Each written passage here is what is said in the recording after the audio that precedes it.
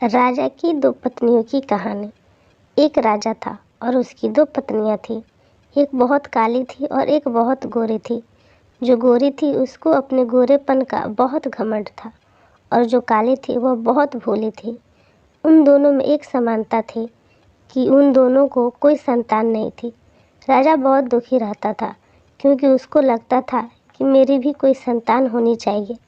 राजा अपनी दोनों पत्नियों से बहुत प्यार करता था, पर राजा की परफेक्ट पत्नी गोरी वाली थी, लेकिन उसने कभी भी दोनों पत्नियों में भेदभाव नहीं किया।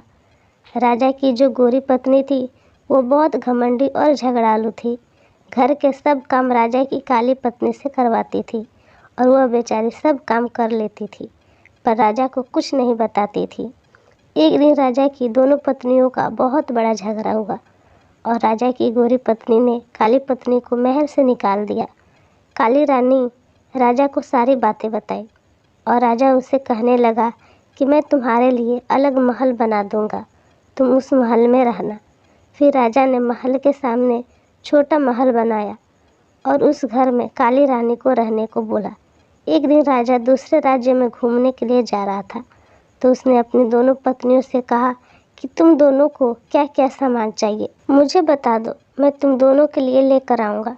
तब राजा गोरी पत्नी के पास गया और उसे कहने लगा कि तुम्हें बाजार से क्या चाहिए। तो वह बोली, मुझे मेकअप का सारा सामान चाहिए। फिर वह काली पत्नी के पास गया और उसे कहने लगा कि तुम्हें बाजार से क्या चाहिए। फिर वह राजा से बोली कि मुझे एक छोटा बंदर चाहिए। वो बोला कि ठीक है, मैं लेकर आऊँगा। कहकर राजा वहाँ से चला गया।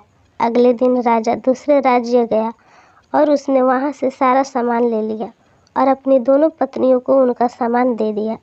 राजा की काली पत्नी उस बंदर को देखकर बहुत खुश हो गई।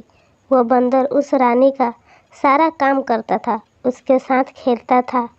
वह काली रानी उस बंदर को अपने बच्चे जैसा प्यार करती थी।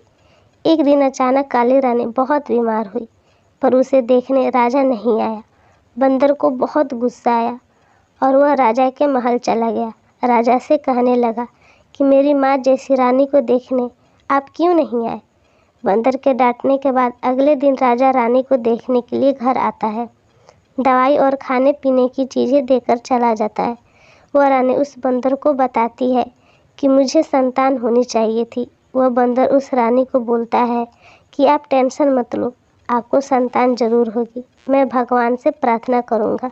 अगले दिन वह बंदर घर से गेहूँ का आटा लेकर मंदिर जाता है और गेहूं के आटे को गूंदता है और उसमें 2 आँखें, 1 नाक, 2 हाथ, 2 पैर ऐसे बनाता है और भगवान से प्रार्थना करता है।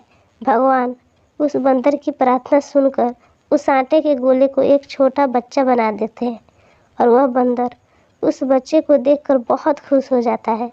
बच्चे लेकर काली रानी के गोद में दे देता है। काली रानी उस बच्चे को देखकर बहुत खुश हो जाती है, बंदर का शुक्रिया करती है। राजा को खबर मिलती है कि काली रानी को बच्चा हो गया। राजा बहुत खुश हो जाता है, उसकी खुशी का कोई ठिकाना नहीं रहता। ढोल नगाड़े लेकर रानी के घर जाता है, उसे महल आने के लिए कहता है। काली रानी खुशी से अपने बच्चे को लेकर महल लाती है और राजा उस गोरी रानी को घर से निकाल देता है और काली रानी को अपने पास रख लेता है। आशा करती हूँ आपको ये कहानी पसंद आई होगी। आपकी क्या राय है हमें कमेंट बॉक्स में ज़रूर है। और वीडियो पसंद आए तो लाइक, कमेंट, शेयर करें और सब्सक्राइब करके बेल आइकन पर प्रेस करना ना भूलें। धन्यवाद।